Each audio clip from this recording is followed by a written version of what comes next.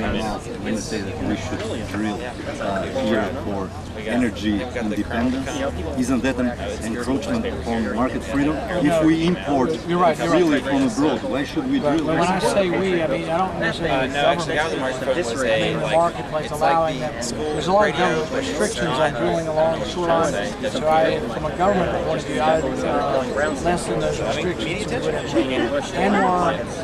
Drilling in Anwar is being prevented by the government. So I would listen to and nuclear power. We just voted in Frankfurt. For 30 years there's been a ban on nuclear power in Kentucky. And all the contracting money was going into we did finally increase the oil pipeline, fix it. I mean, I have the students that I would say, you see what I say to you about liberalism? He is talking about classical liberal. You got that exactly right. Yes, that's what the founding fathers.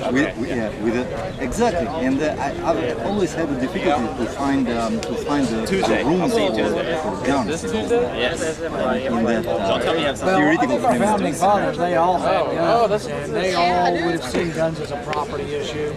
So, and I think most of them would have also seen the militia, the Second Amendment, as being an informal thing that collected together when they were attacked. When I walked in there, you go to your neighbor, you'd say, like the first time we had a meeting there, Sam, and you'd go to the other. I think that's what the militia was. So it gets a contextual meaning. It is an offshoot from the theory, but it gets a contextual meaning.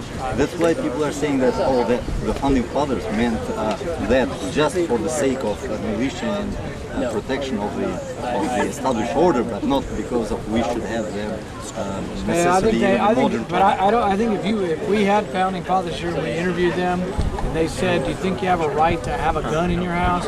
They couldn't even imagine not having a gun in their house because it was part of their.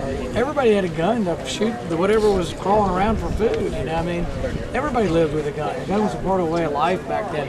So I don't think they could ever imagine not having a gun. And the very last thing is that you said that capitalism is it's a great system. I mean, this is. I like your father. I like you. My students. None of them is here. Guy here, no? How much I profess liberalism and capitalist liberalism. It's the only point that it's a little difficult to see them from a value perspective.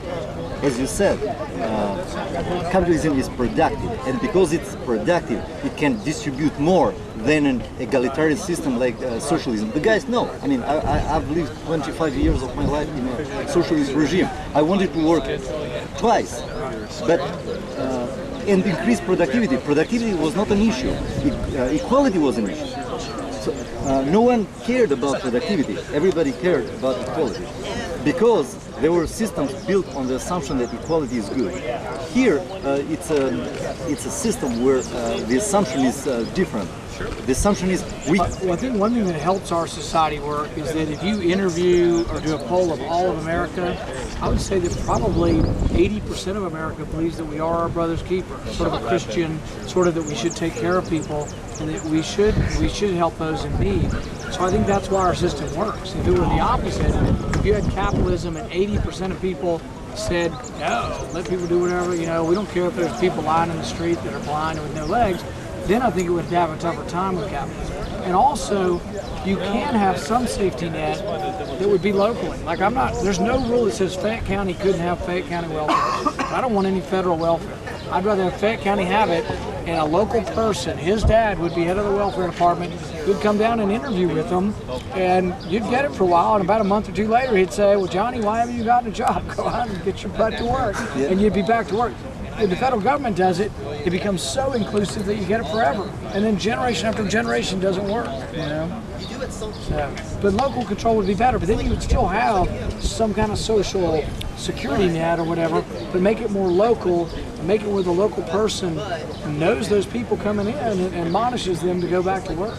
No, this country actually has adopted from traditional conservatism what is called charity, which is first assuming that we have a stratified society. It's God-given. We should not destroy this stratification, but we admit the possibility that the lower classes would revolt.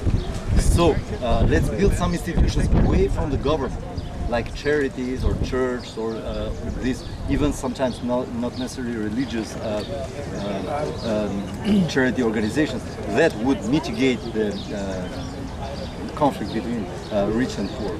But this comes all because this But is a also productive why our system. society is better than like the European society is that there is mobility.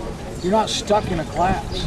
In a long time in feudal England and all the landed aristocracy, and there was a shortage of land. There was that animosity between classes. The thing is we don't all know what class we're in. And you might be from a poor family, but you might be rich in the next generation. I mean, that's how easy it is. And you can't, Bill Gates is probably a bad example because none of us are going to be Bill Gates. I mean, probably not.